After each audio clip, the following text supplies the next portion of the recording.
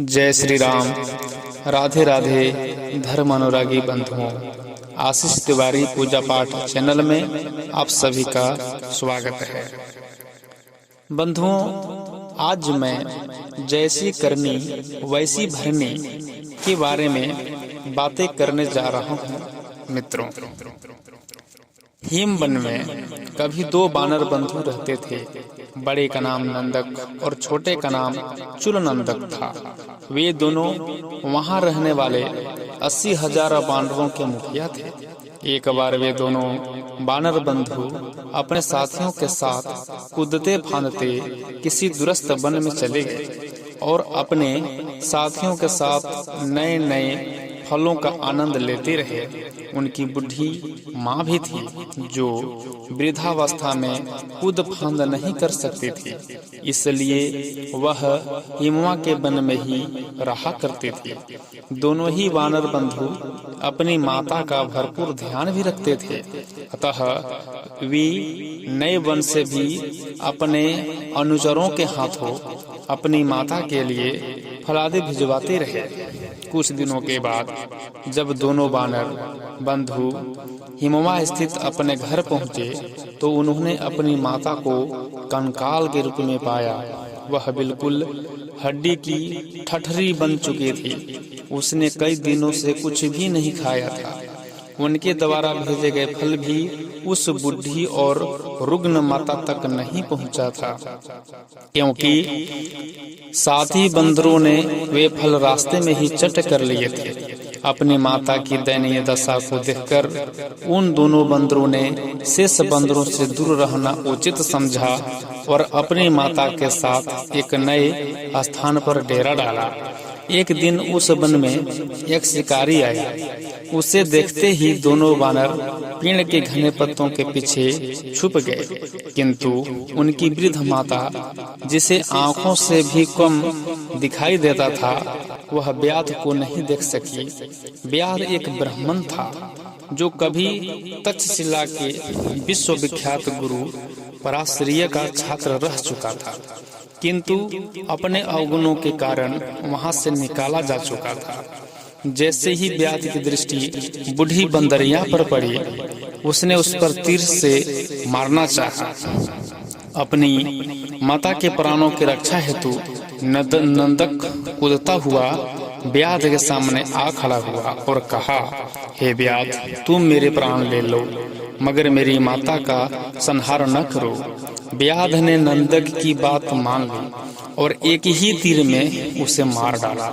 दुष्ट व्याध ने नंदक को दिए गए वचन का उल्लंघन करते हुए फिर से उस बूढ़ी मरकटी पर तीर का निशाना लगाना चाहा। इस बार छोटा भाई चूलनंदक कूदता हुआ उसके सामने आ खड़ा हुआ।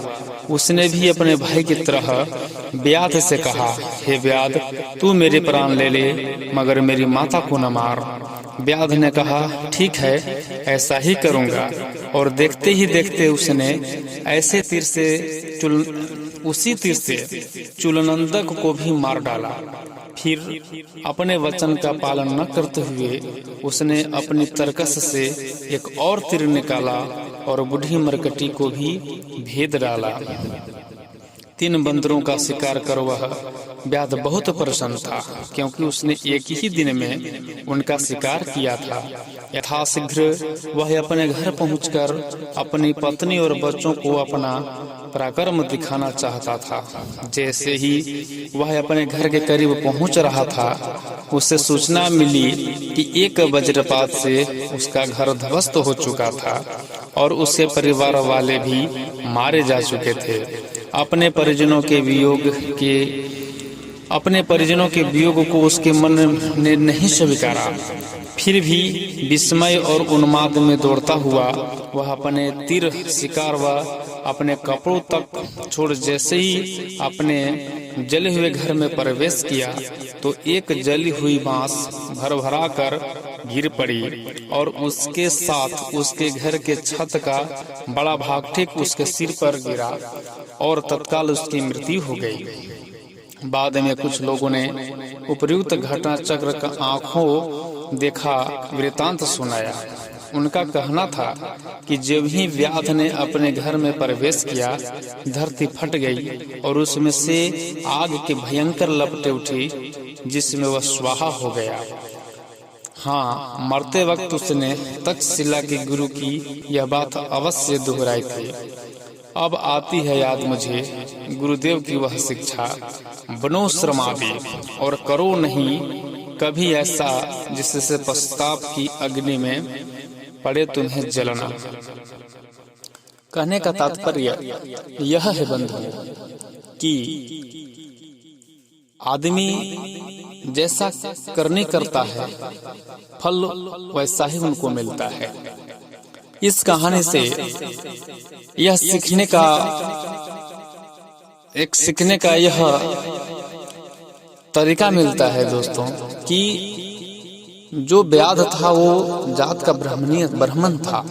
ब्राह्मण होते हुए भी वह दिल का इतना क्रूर था कि शिकार एक बूढ़ी बंदरिया का कर रहा था, जो 2 बेटों की माँ थी। वो बेटा अपनी माँ को प्राण को बचाने के लिए अपनी आहुति दे देते हैं, और उस समय भी यह व्याध उनको वचन देते हुए और उन वचन का पालन न करते हुए अपने स्वार्थ में उन दोनों भाइयों को भी मार डाला और अंततः उनकी माता को भी मार डाला।